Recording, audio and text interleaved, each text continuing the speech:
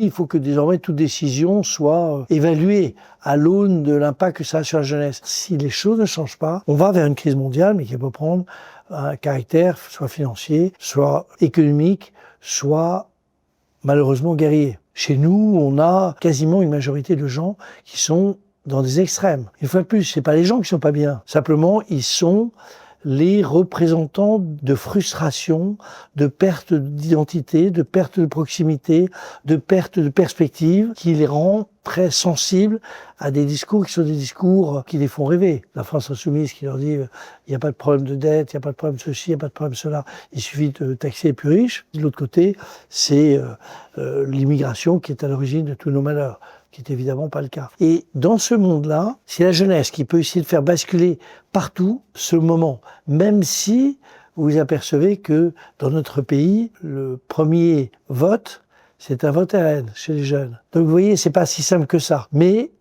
le discours de la jeunesse, c'est un discours qui est toujours, au fond, exigeant et plein de perspectives. Et donc, c'est ça qui peut redonner sens au fonctionnement de sociétés qui n'ont de sens ou de perspective que dans les tensions, les violences et le conflit avec les uns et les autres.